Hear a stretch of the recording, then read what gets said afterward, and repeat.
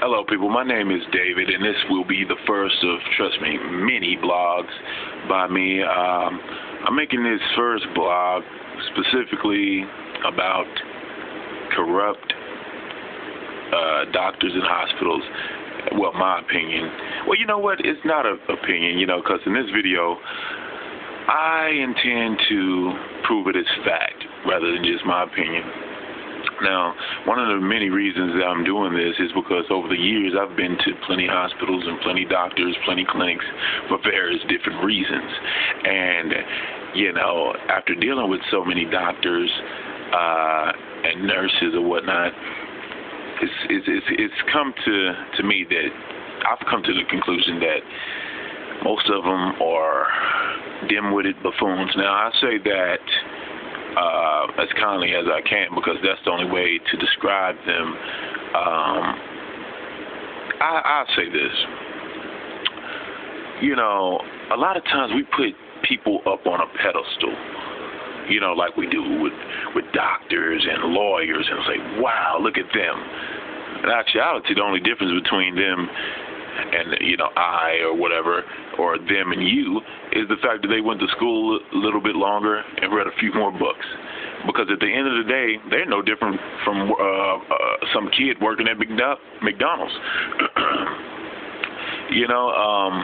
Because if you come to them with a problem and say, hey, hey, doc, this is what I'm feeling, this is my symptoms, blah, blah, blah, and then they run certain tests, and then those tests, for whatever reason, come back negative. But you know for a fact your body is still in some type of,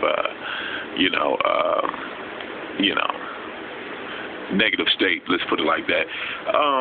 Well, then obviously they're not doing their job correctly. And I'm posting this video to get your feedback, you guys out there, your experiences with your doctors or bad doctors you've been to in the past or whatnot, because ever since I was a kid, I've been everything from misdiagnosed to rushed out the door. I just had evil experiences, probably longer than I can tape on this one video. I probably have to do a part 2 of it, to be honest with you. But yeah, and I just want to bring up some of the many things that doctors and nurses do that are absolutely insane, okay? Now, all of this isn't going to be a video bashing them, okay? I'm going to give you a lot of facts. Fact number 1, did you know if you were admitted into a hospital, like when you go down to the ERs, or when you go, actually get admitted for surgery or whatever, when you sign those release forms, that's not just authorizing them consent to treat you. You're signing your life away. They can legally keep you in that hospital as long as they want to, not you. Case in point, I'm not going to get into the whole story, but my grandfather, he had cancer or whatnot, and, he was in there for quite some time.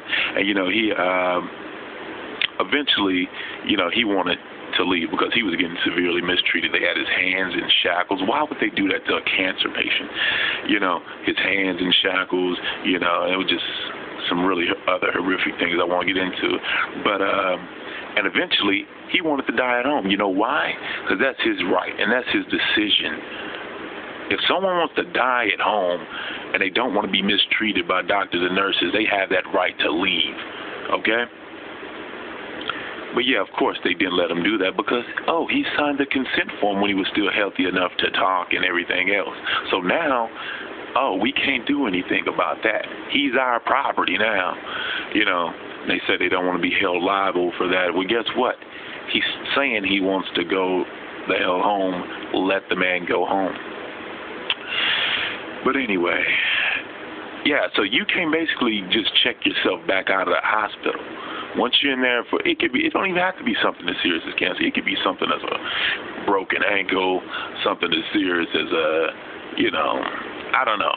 Whatever you get admitted for, they can keep you there. until they say it's okay for you to leave. And that's just really one of the many things that I have issues with.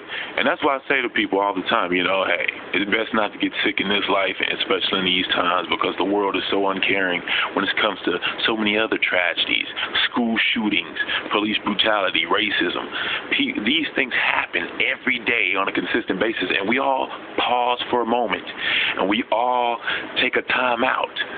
But only for that short period of time, because guess what? The next week when it happens, we do the same old routine. We pray. The next thing it's back to our daily lives like nothing ever happened, until it happens again and again and again, and it gets ignored and nothing ever changes. It just gets worse.